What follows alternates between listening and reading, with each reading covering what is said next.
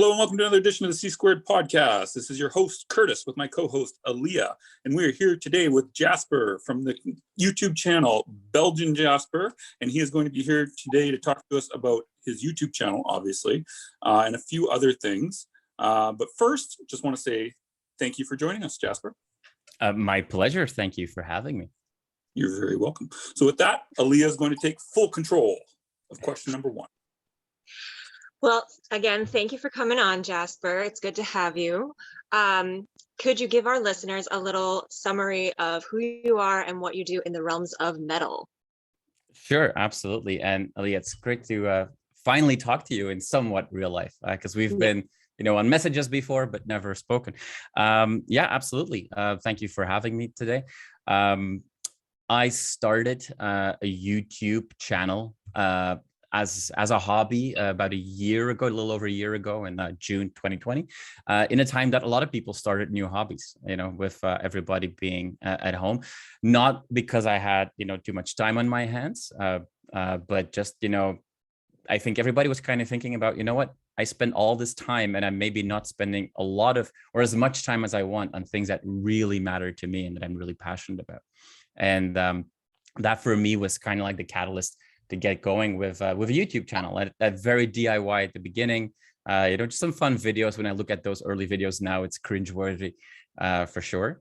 But yeah, it kind of was a way for me to channel my passion about heavy metal. I've been listening to metal since about, I think I was 12 or 13 years old when I first saw a live recording of Metallica in a hard rock cafe in Barcelona, Spain.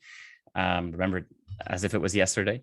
Just been very passionate about heavy metal. Always spend a lot of time researching and exploring. I'm that guy, with my friends, even friends that are true metalheads themselves, will go like, "Oh, what was that band with that song?" And I'll be like, "Yeah, that's that one. That's that time. That album was released in that year, and that song was 6 minutes and 36 seconds long, right?" And that just had to come out at some point. And I play a little bit of a recorder flute, but that's about it. I have a guitar, don't know how to play it. So I was never going to be a musician. So I figured I'm going to channel this passion in a different way. And then over time, the channel started doing interviews with bands and some other projects that got, the attention of some folks out there. And a year later, we accelerated quite a bit. Yeah. Can you walk us through a little bit of how your content style evolved? Because I was looking at your videos today. Obviously, I watch your channel consistently, but I was looking at some of your early videos today and noticing the difference. I apologize for those. No need to apologize. But yeah, can you talk a little bit about why and how you changed your content style over the year? Yeah. Yeah, absolutely. So when I started, I've been making, I was already for some blog posts that I don't do anymore. I just don't have the time for that. I was already making playlists for my friends and writing small blog posts about it. Stuff like, the essential 80s thrash albums, stuff like that, right? So what should that playlist be, and a little bit of trivia. And I was sharing that with some small friends of mine, a handful of friends. And I just kind of wanted to take that to the next step and just share that with whoever wanted to be part of that in video format. And, wanted to highlight certain themes in metal. And one of the first videos I did, because I started in June 2020 to celebrate the anniversary of D-Day. I was like, well, here are some songs about the landing in Normandy in the Second World War, stuff like that, just, fun little trivia things. And then I had a chance to just interview a Belgian death metal band, which was a lot of fun to do. And then I had these ideas like, oh, maybe I could, I know a few bands here and there. Maybe I can start doing some interviews. And that was as big as I was thinking really at that time. But then, one time, probably a few too many to boost my my confidence. Start reaching out to a few bands that I liked, and I started to notice also that a few people from actual bands, were liking and commenting on some of the posts that I was making. So I was like, hey, would you be interested in joining me for an interview? And some people started to take advantage of that, and that kind of accelerated because once you interview a band that has a certain name for itself for it, then all of a sudden other bands would like to do that as well, and it just kind of grows from there. And you know, fast forward to today, where I work with a handful of labels predominantly. I get a lot of support from Nuclear Blast, Napalm Records, Season of Mist. There's a couple of other ones there for sure, but also a number of independent PR agencies. And it's to the point now that I unfortunately have to say no to opportunities to interview bands because it's just too much. And at the end of the day, I'm very passionate about this, but this is not something that I'm doing full time. I have a question I want to ask you. Go for Do it. you channel or no? I'm sorry, I didn't catch you. Is the channel monetized or no? Like, do you get revenue from the channel? So actually, a few weeks ago, but I didn't even see the notification until earlier this week. I have surpassed all the metrics that you need for YouTube to actually monetize you. And so this week is actually the first week that ad revenue that was ads were already placed on my videos, because some videos did quite well. That I'm actually, you know, can make a little cut from that. And week to date, as they would say, I'm at 68 cents. So I feel like this is really gonna explode. Nice. Congratulations. That's awesome. Thank you. But here's the thing that I'll say though. There are people for sure that have same amount of subscribers as myself, or the same amount of views. I'm close to 500,000 views now on my channel. Will probably be much further along for that. But everybody that makes a living creating content, that is a full-time job. And that is, you know, knowing what you're doing, investigating what are the, you know, tag words or keywords that you work with, marketing strategies and so on. I do that to the extent of that I will listen to best practices when it comes to creating thumbnails and titles and descriptions and so on. But that is kind of where it stops for me. So at this point, I've never started with the idea of making this my job. And I think that also shows in the content, not so much as in that it's still, you know, DIY, but I think it's passion first. And I think that shows in the videos that I make. You know, I'm gonna step away. I'm gonna let a lot of other people take care of certain trends that are going on in YouTube for you know, clickbaity short videos. That's just not for me. With, you know, if people want to do that, that's fantastic. There's a lot of people that want to watch them, but it's not where I'm focusing right now. Fair. I got one more follow-up before Leah asks the next question though. So here's the burning question that anybody who starts a YouTube channel, I always want to ask them, more like anything. So what's in it for you if it's not that you're looking to monetize it necessarily? Well, I mean, let's not forget that I know that I don't necessarily look like it, but I am a passionate metalhead for my entire life. And the fact that I now almost every day, today I interviewed, you know, the guys from Whitechapel, for example, so keep your eyes open for that interview. Just the fact that I get to interview bands that I've loved for a long time, that I get to that I get to learn a bunch of new music that otherwise probably never would have heard about.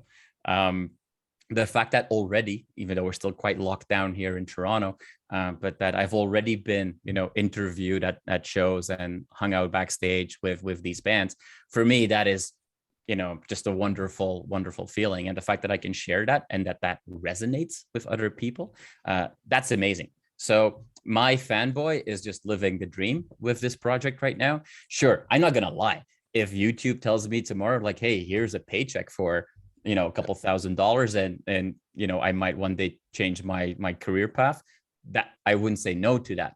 But just the fulfillment of talking to people and you know, making a connection with both people watching as well as people interviewing, that is for me the payoff. Cool. All right. Yeah, Jasper, it seems like you've moved to focusing on pretty much solely interviews. Do you think you'll be doing any of the other style of videos again? Well, I try once in a while to do some, and sometimes that now kind of combines with using or utilizing, let's call it leftover footage. So for example, you know, on the day that we're recording this, I released an interview with Melissa Bonney from at Infinitum.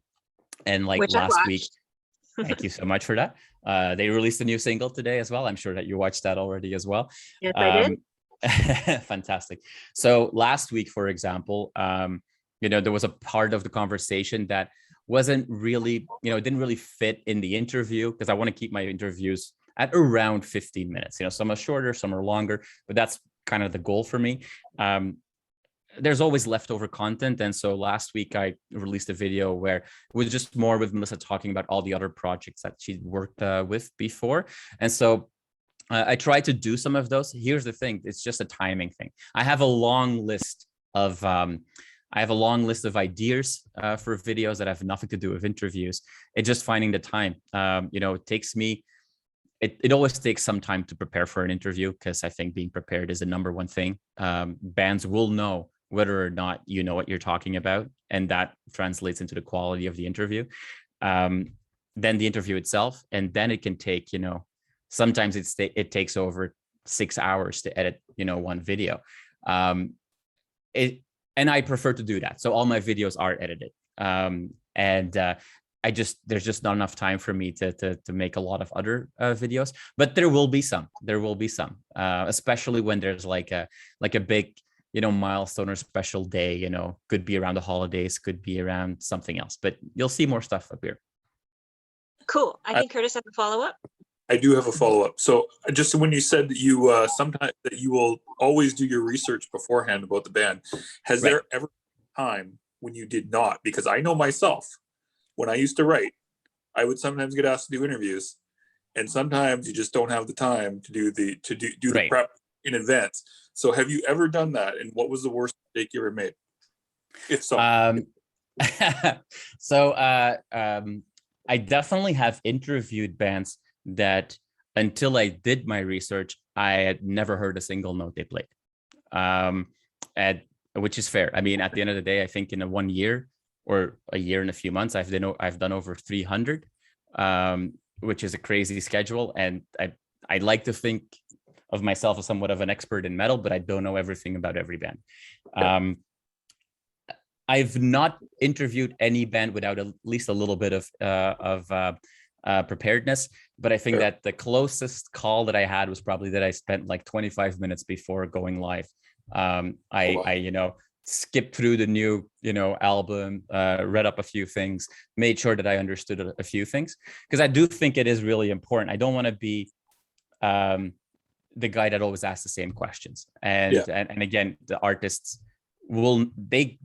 for every 100 interviews, they get 90 where people go like, okay, tell me about your band, tell me about your album. And they don't react well to that, right? So now, what I have been in is I always make sure that I have at least 10 questions prepared for a band. And sometimes you have that person that you're interviewing that uses a lot of yes or no answers. And, you've got 30 minutes scheduled, and after 10 minutes, you're kind of going through your questions.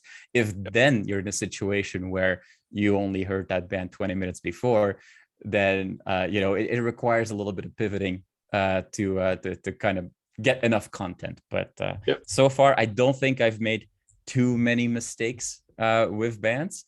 And if I did, I'd probably edit them out before I release the video. Fair.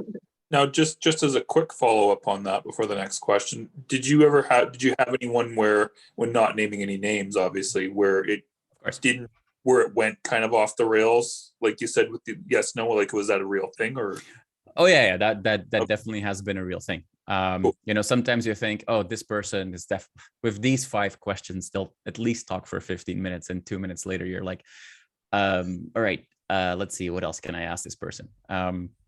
But it's also, you'll learn over time.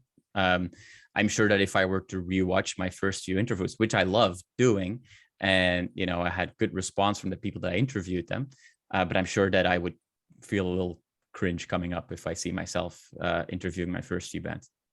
Fair. And did you ever have to get rid of an interview that you already did? I've done that.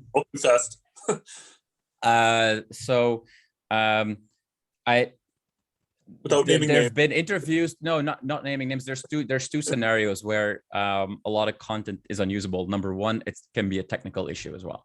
So I've interviewed a few people now already because I had the chance to go to the Alcatraz Metal Festival in Belgium, and I went to like 1 or 2 shows here in Canada, and so I was able to interview a few people in person, which is a whole different dynamic, and it's a lot of fun.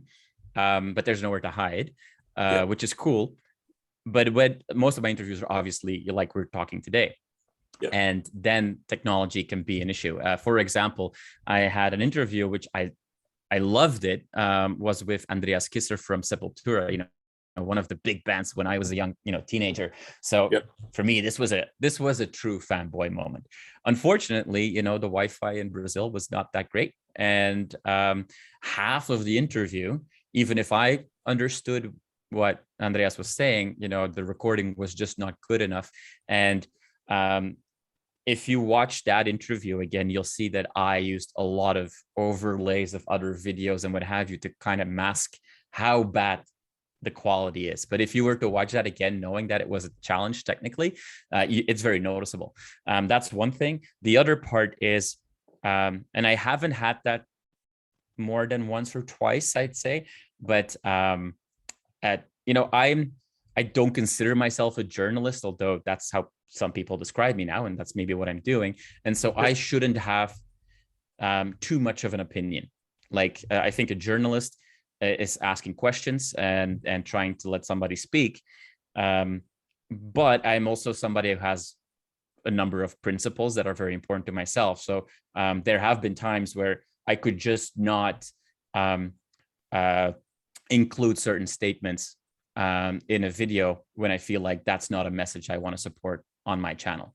But in those very few cases, I would have still made a video of an interview, but just not taken chunks out. Yeah, no, I get it. Cool, I'm done. Jasper, you have a lot of content on your channel for only being around for a year. What is your upload schedule? Do you have one, or?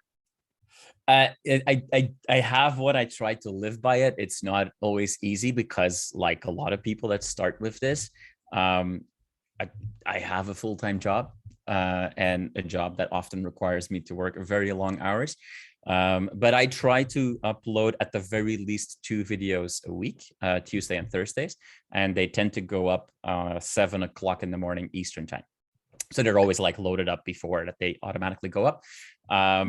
That's not always possible, and sometimes I just have too much content that I, do a little bit more. So last week I released 3 videos. This week I will definitely release 3 videos as well, because you also get to a point that, again, this is also my choice for editing videos. It takes a lot of time. I cannot release a video a few hours after I've recorded unless I would change my format. But, you end up in a situation that right now I have 10 videos still to edit before they go live. Now, you usually record a conversation well in advance of an important moment, which is usually the release of an album. But sometimes, things happen last minute, and it's, this artist is now available through PR and their album is coming out this Friday.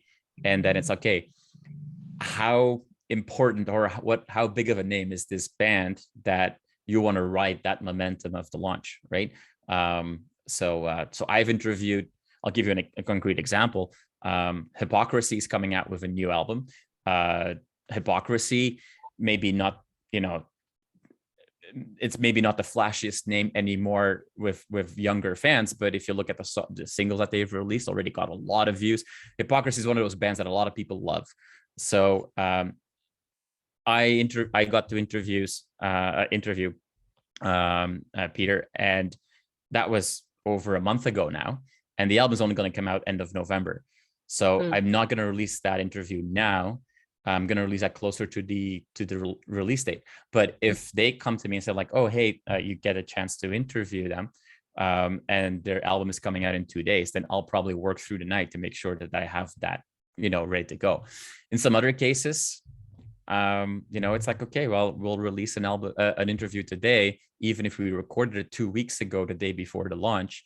it just, sometimes there's only 24 hours in a day at the end of it, which is what the reality is for everybody. But right. Do you feel though that having that sort of soft schedule in place helps you be more productive and like have more videos?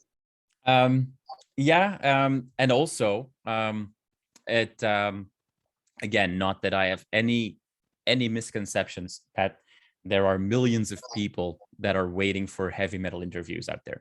That's just not gonna happen. Even if my interviews are the most watched interviews on YouTube, it would still be for big bands, small numbers. Not a lot of people watch in-depth heavy metal interviews.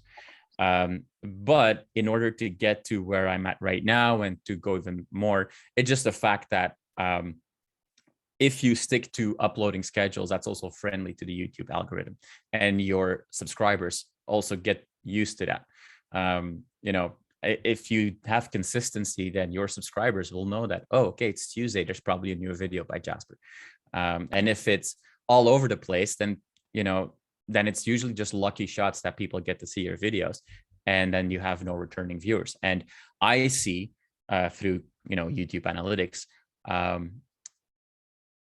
my returning viewers, they're still a relatively small group because I get a lot more views than I have subscribers. But I can tell that my returning viewers are the ones that see videos fastest, that see for the longest amount of time. And you would lose out on that if you're just all over the place. So it's part to keep myself accountable, but it's also just to improve the reach that I get. And I said before that this is a hobby for me and I don't expect to get rich of that. But at the same time, I put a lot of work and a lot of effort and a lot of passion into these things. So if I, by doing a few things right, get 3,000 views versus 30, then obviously, that output, I want to share that with as many people as possible. Otherwise, I shouldn't be doing this at all. So it definitely helps. Yeah. I mean, that even translates to musicians, especially independent musicians, like those who listen 100%. to our podcast. So yeah. If you had to, if someone listening is a sort of aspiring YouTuber, what's the main tip that you would give them for getting started? Well, it's actually a part of your question, getting started. That's it. I know that when I was thinking about doing this, like I said, I was already making playlists and writing, small, art, trivia heavy blog posts and stuff like that. So I had content. I knew that I would get content. And I think that like the golden rule is that if you cannot come up with 100 ideas within the concept of your channel or your future channel, then like don't get started, because you need to know that if you're going to start something, that you keep going at it. You don't want to do all this work just to do 1 or 2 videos and then never give it a try again. So but all that being said, you just have to get started. When I was thinking about it, I was looking up some research about what to do here and how to do that and how to use analytics and what's the best practice for that. And that can get overwhelming pretty quickly. And at the end of the day, you learn by doing. I know a lot more about video editing than I did a year and a half ago. I think I'm a better interviewer today than a year and a half ago. And so you learn as you go. And if you focus on trying to get all the things right before you make your first video, you'll never create your first video. So get started, throw yourself out there. Once you've clicked that button to publish a video and the world can see it, all of a sudden, a lot of other things aren't scary at all. And your skin gets thick pretty quickly. I mean, I think in not my first, but in one of the first videos that I made, like somebody already said that like there was like a special place in hell reserved for me because my audio levels were weird or something like that. Like it's very easy to laugh at that and dismiss that. But if you're just thinking about all the things that can go wrong up front, then I think you're just never going to get started. So the best tip on getting started is just get started. Just do it. Have some fun. Learn. And over time, you'll get better. And that's it. That's great. That's a good tip. Do you have a follow-up, Curtis? Because since we're No, talking about fun. he's basically just saying everything I've ever said about doing this. So Yeah. Well, you brought up fun, having fun. What has been the most fun video that you have done so far, in your opinion? Yeah, it's interesting because you can define fun in many different ways, right? And there's also so much that comes with it. So one of the coolest experiences for sure was relatively recently. I think it was July that we recorded it. I got to interview all three young ladies of Voice of Baciprot, which is an Indonesian all-girl heavy metal band that come from a very Islamic part of Indonesia, which is the largest Muslim country in the world. So they wear full hijabs, and but nevertheless they play quite rebellious songs, and they play music which is not even allowed yet, and so they have to deal with a lot of stuff. And that interview, you don't see that in the interview, but there are multiple managers and interpreters and PR people all on the call, and it's it takes forever to record. So that was definitely a really fun experience. At the same time, the amount of people that were happy to partake in like my first my 1-year anniversary special videos, or I made some Canada Day videos, and there's just some bands that I can always rely on that want to help me out. People that have watched my channel know that there's a lot of Unleash the Archers content now on my channel, and they've been a lot of fun. But at the end of the day, the most fun, and it's not the right word, but maybe the most, I don't know, that maybe the pride is maybe a better word, but pride can also sound very negative, is what definitely accelerated my channel was when I got to work with a ton of amazing, inspiring women. And I did a big project around International Women's Day, which is March 8th. And in 1 week, I released, I think, 30 videos, interviews, compilation videos, all about, the experience of women in the industry of metal. And, the funny thing about those videos is that I'm not in them, right? I have no place in those videos, but I had Doro in that video, Clementine from Visions of Atlantis, Brittany from Unleash the Archers, I just, Madi from Nightmare. The list was long. Nora from Battle Beast, going down to people that are very new, Marquis from Alia Tempora, Victoria from Surma. Those are bands that are only getting started, really. But I feel very privileged that I've been part of that journey so far with them in a small way. But that was really, really cool. And that is also, the project that was picked up by press. I definitely noticed a massive bump, or jump, I should say, in subscribers, in how many people reviewing. And it was just really cool to see how people that sometimes I'd never talked to before were willing to open up in sometimes very, vulnerable ways. And that was, for me, at least, that was pretty inspiring. So that was, I don't think fun is the right way, because it's not like, ha, ha, ha, fun, fun, fun. But it was really cool. I have a quick follow-up here. So just getting back to when we were talking about how you got your first guest on Unleash the Archers. So I know you kind of said that you kind of built on that by letting other people know that you've already interviewed Unleash the Archers and stuff like that. Can you kind of explain to people in detail, like, how that works? Because it's pretty simple to do, and it is, but a lot of people just don't do it. You know what I mean? Sure. Sure, yeah, and just to clarify, Unleash the Archers was not the first band that I interviewed. There were a few before that, but they were definitely the first band that have, like, that if they're not really big just yet, they will be. I fully expect that from them, because they're pretty awesome at what they do. It's similar to what I said earlier about getting started. It's also just daring to ask the question. At the end of the day, somebody might be playing in a massive band. As my dad used to say, they still only have 2 hands, 2 feet, and 1 nose. They're not super humans or anything like that. They're regular people, and you know what, they tend to be quite passionate, and they love to talk about what they do, and they love to connect with their fans as well. So coming off of a couple of smaller interviews, I was reaching out to a few bands, including Unleash the Archers. I did reach out at that point to Grant, one of their two guitar players, who's, you know, for those that know Grant personally, is one of the most fun and genuine people that are out there, and I've had a lot of opportunities now to hang out with him, which was amazing. But so I asked the question, and I just reached out on a personal Instagram chat. I think it was, could have been Facebook. Now I'll add the caveat there that is not how it's supposed to go from the label's perspective. And I did, you know, I was slapped on the hand a few times by labels when I was getting started, because I was going around certain people's back, and there is a process, obviously, for good reason.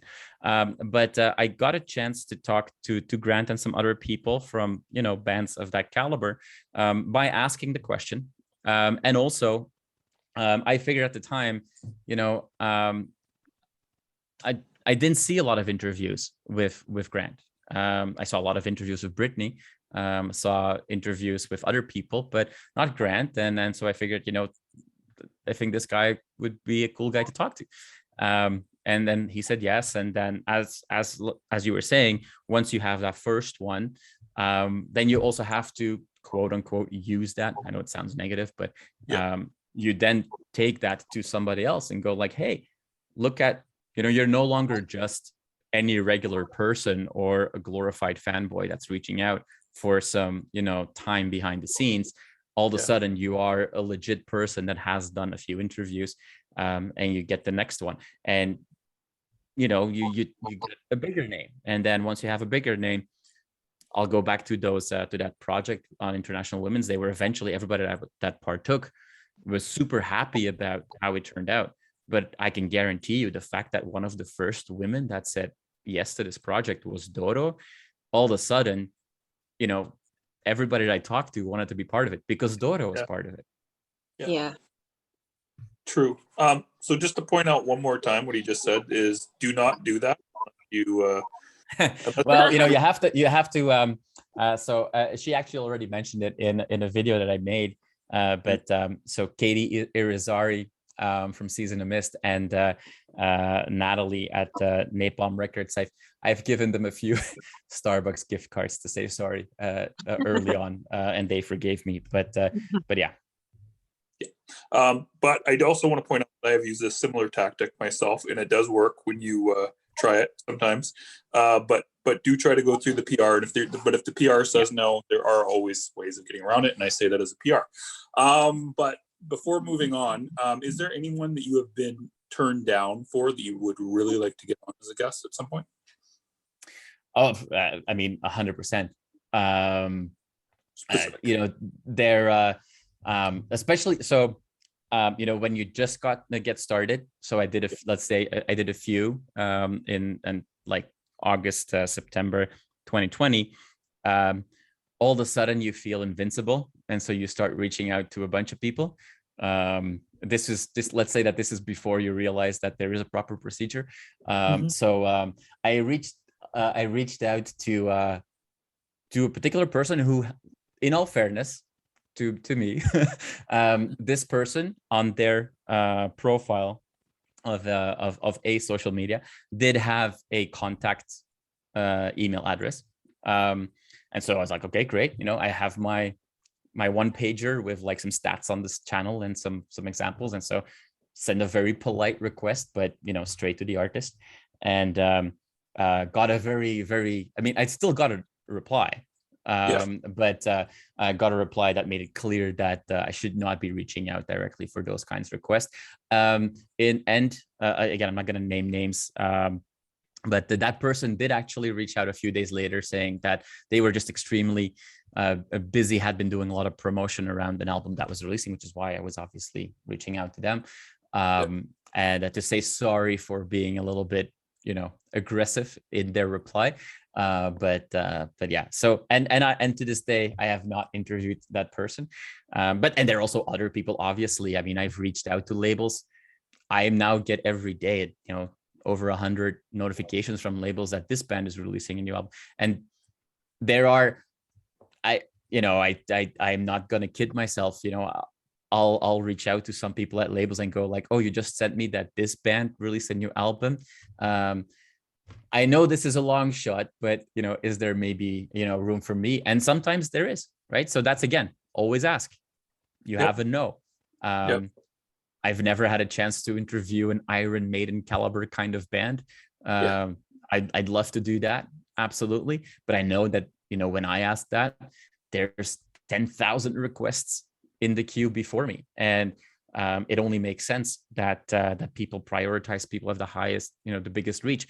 But I will tell you that if you are professional and if you are kind to people, and once you know the process, you follow the process, and you make sure that bands feel like you're prepared and that you give them a good experience, and that you're always on time and stuff like that, and there's never an issue, that more than once you get thrown a bigger band, and then you get the the Halloweens of this world and the Doros of this world, which is cool to see. So you build that up over time. But you can't expect to go like, oh, I got 10,000 views on an interview with Halloween, or 20,000 views with Kate Anselmo. Now send me every band your way. That's just not gonna happen. But never fail to ask. I was just going to say, it never hurts to try, but yeah. Exactly. What do we got next, Leah? I just wanted to ask, you said you have a no, and you said earlier that this is something your dad told you. Right. Can you go into My dad that told me a lot of things. philosophy of you have a no? What does that mean? Sorry. Yeah. So he always said, like, you have a no and you can get a yes. So let's go to Iron Maiden again. I don't think that I formally requested an interview with Iron Maiden just yet, but let's use them as an example. If I don't ask Iron Maiden for an interview, then the answer definitely is no. There will not be an interview. If I do ask, I might get a yes. I will, in this case, I will likely still have a no. But if you never ask, you're never gonna get anything. Like if, to make it concrete, I was editing today before this recording an interview I did with Exodus, a decent sized band. So I'm lucky that Nuclear Blast will send me not just hey, the regular mailer that everybody in the industry gets with like, hey, Exodus is releasing a new video or a new album, but I do get an email that's saying like, hey, we would love Exodus to be on the Belgian Jasper show. These are the times that are available. Please, let us know what times work for you. Like, I still have to respond to that, right? So even if I'm lucky that in a year I go from nothing to being asked if I want to interview Exodus, that's great. But you still have to then take action and take initiative. You can't just sit back and go like, well, I made a few videos that got, a lot of hits and great. I'm so amazing. People are not going to tell me like, okay, yeah, hey, we booked you this time. Here's the link. That's just not how this works. So no matter if you're starting or in X amount of years, you'll always still have to take that initiative. And that's what I mean with, you have a no to begin with. You might be able to turn it into a yes, but it's only going to change to a yes if you take that action. Perfect. Thanks for going into that. I kind of botched my question, but you got where I was going. Okay, good.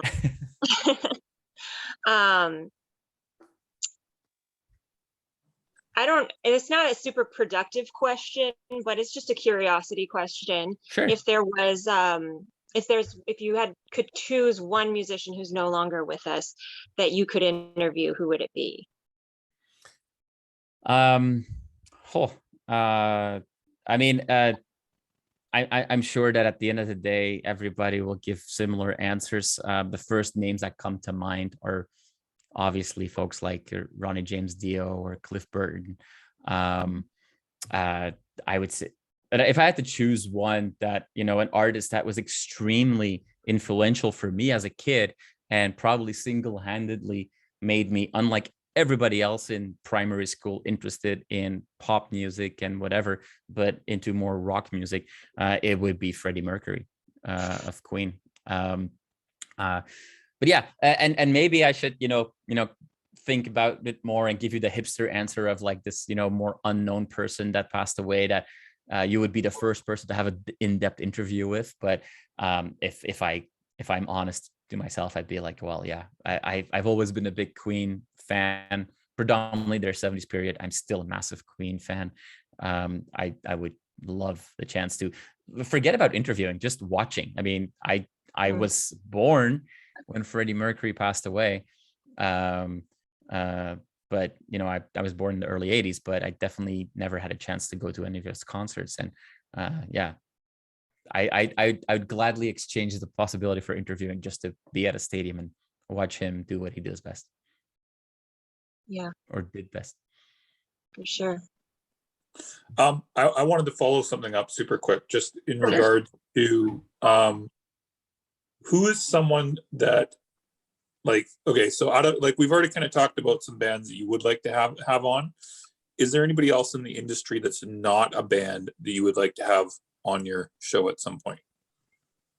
That I would just say no to is the question.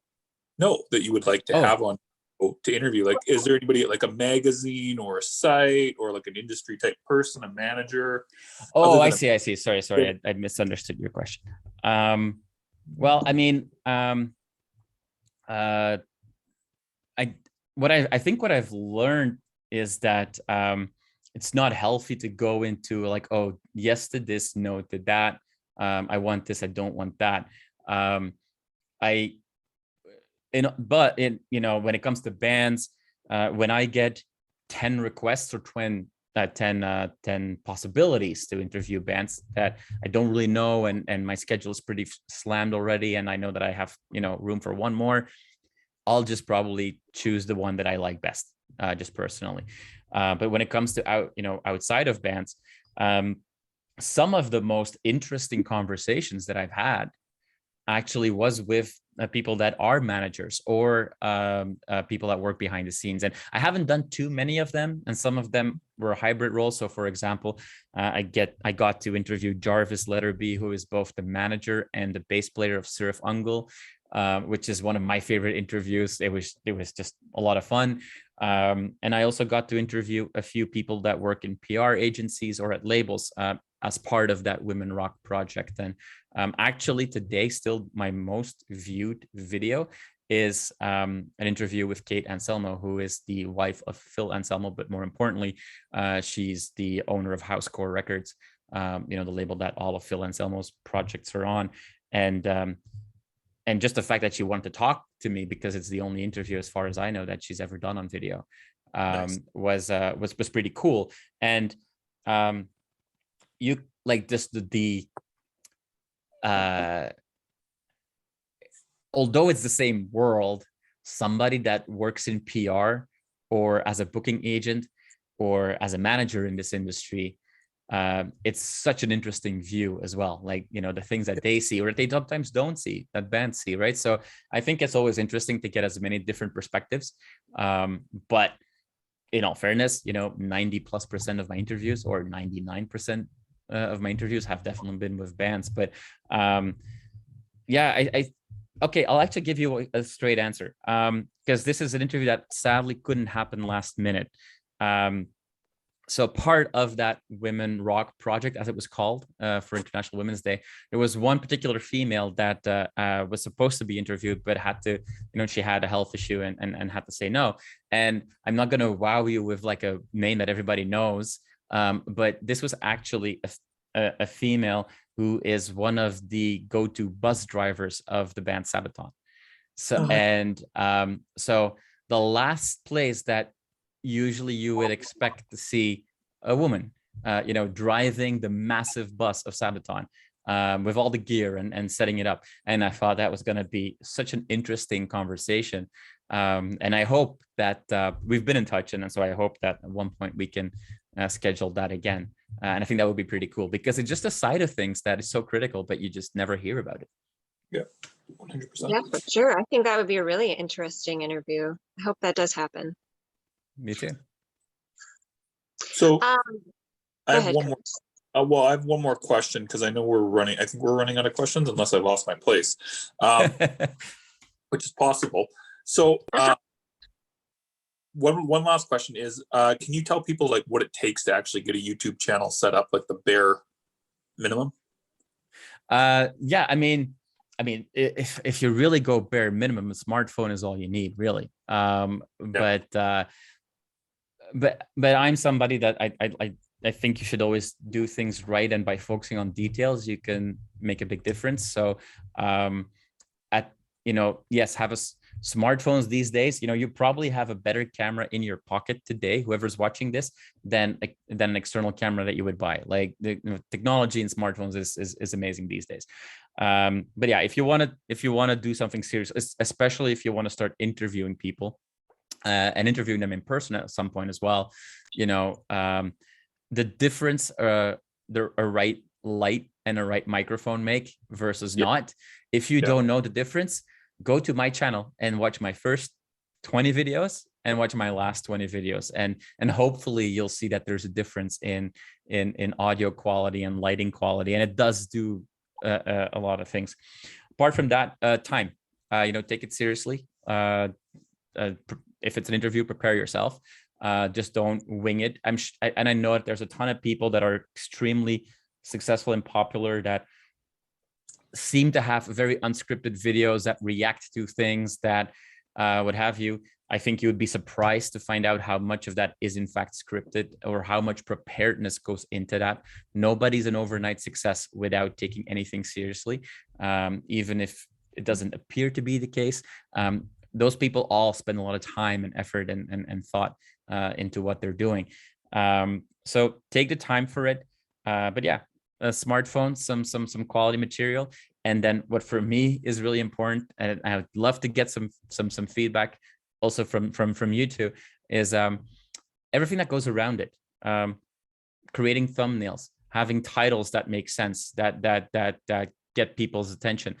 If you choose to have a supporting Instagram, which I did, and it's very much, I'm not super active on Instagram with stories or what have you, but for every video, I'll make sure that there's an Instagram that supports that, just to drive people to it. At the end of the day, you put a lot of time and effort in it. And so there's a lot of relatively easy things you can do to expand your reach. And it would be a shame not to do it, because if you love what you're doing, that passion is going to be noticed, and there will be other people that like it, even if it takes some time in the beginning. But so take the time. Time is your most important investment, I would say. Get some additional technologies. It doesn't have to be expensive, and focus on details. Now, focus on things that you can control.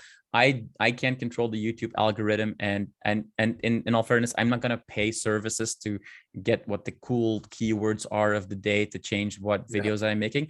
I'm not doing that, but I can control what my video looks like. I can control what the thumbnail of my video looks like, and I can control that I post about it myself and share, and tell your friends. Everybody has a ton of friends, and I'm sure that if anybody watching this, if you tell your close friends that you want to create a YouTube channel or anything else, content creation, they're probably going to say, hey, it's pretty cool. Yeah, I'll totally watch it, so you'll see that happens. But yeah, take the time and focus on details. Cool. What else we got? I actually wanted to ask you about the Spotify playlists that you started your channel doing, the Spotify playlists that had like a video explaining them. Right. And I know you don't do them as much anymore. You did do one for Canada Day, which was pretty cool. But I wanted to pick your brain a little bit on what you feel has and hasn't worked for the Spotify playlists.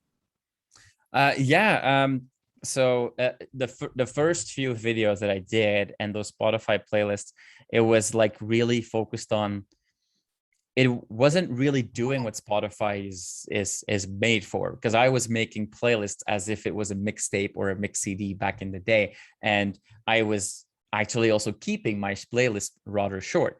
I was, if I made a video about like, hey, these are the 15 ultimate thrash metal songs from the 80s, then it has to be the top 15, and I would give myself an incredibly hard time and lose blood, sweat, and tears on coming down from 500 potential songs to those 15, right?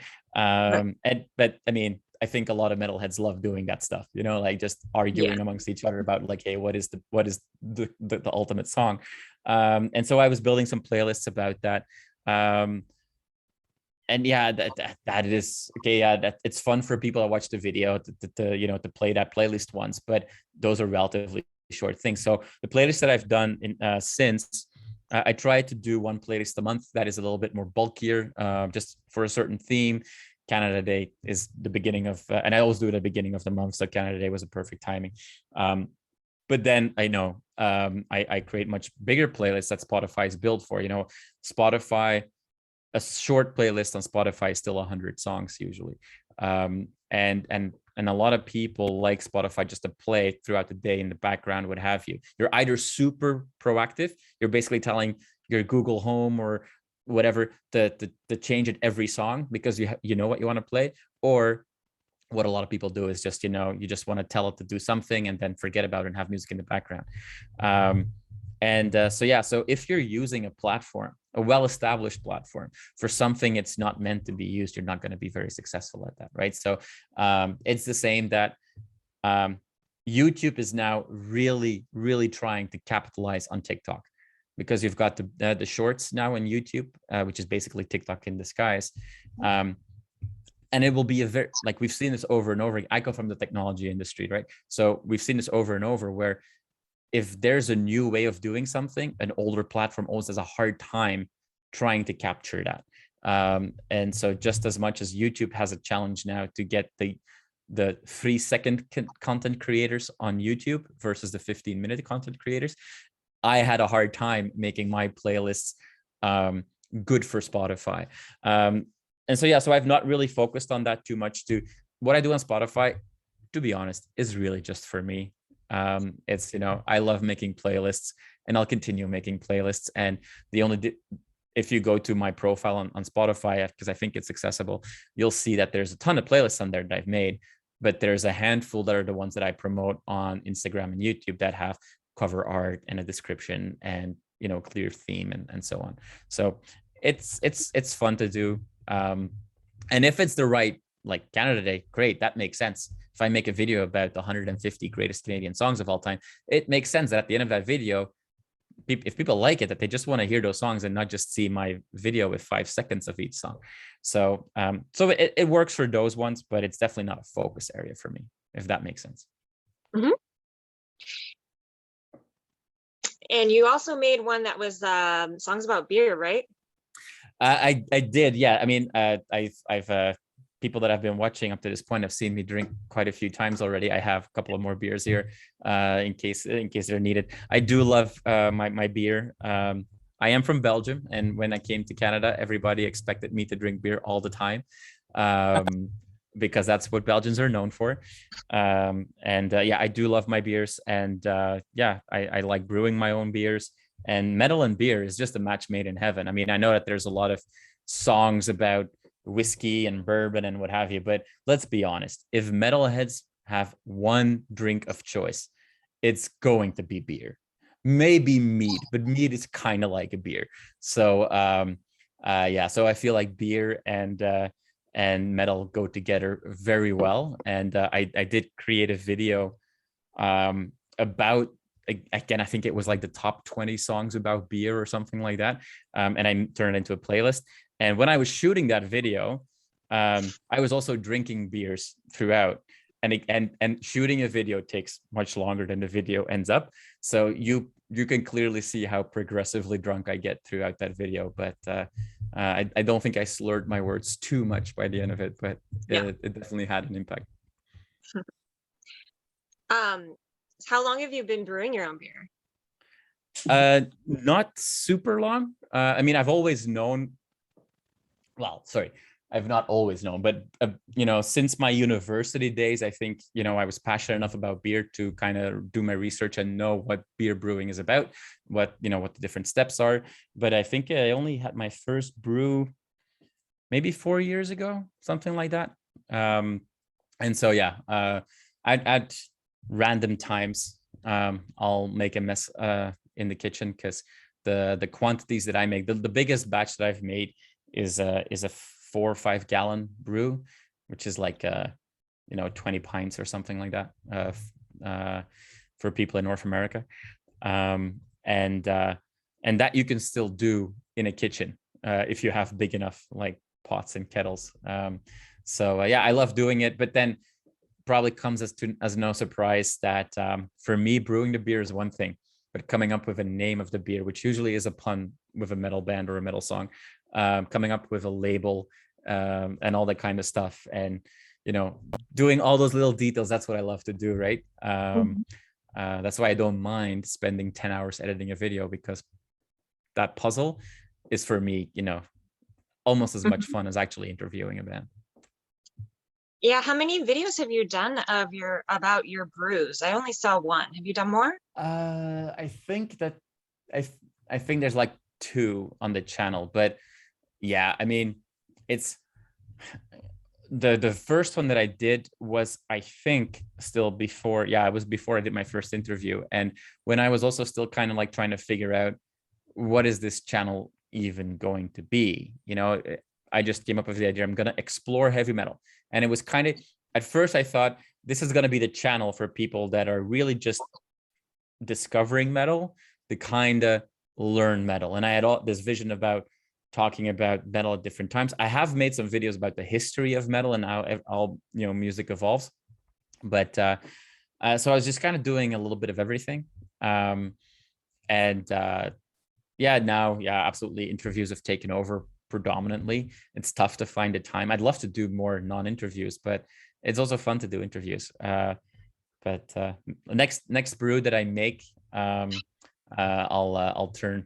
I'll do something with it for a video. Cool. Well, I think we are running out of time, actually. We are.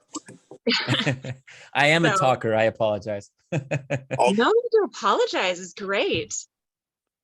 So Curtis, have anything? the last thing I want to say is just thank you very much for coming on this podcast. It was very, very appreciated. And we will probably have to have you back at some point, because I know there is some more stuff I want to ask you, but we have been over an hour. So we got to cut it short. Do you have any final words that you would like to say to the audience before we end off? You know, I just want to, first of all, thank you for having me. I really appreciate it. I know that I'm still early in my journey, but what I would say to everybody is, for those of you that are listening to, if you're listening because you're wondering if you should start a channel, the answer is yes. You know, just do it, try it, go for it. Those of you that are listening because, you know, you saw me post about it, or you just wanted to support me a little bit, I want to say thank you so much. You have no idea how amazing it's been to get, you know, all this support and have, you know, so many people, you know, actively. It might just be clicking a button to say that they're subscribed to something, but it means a lot, and I appreciate it a lot. So thank you, thank you, thank you. And yeah, no, I love doing this, so I'll be happy to be back anytime. Cool. So Aaliyah? Thank you so much. And everyone listening, until next time, make like a bull and throw those horns up.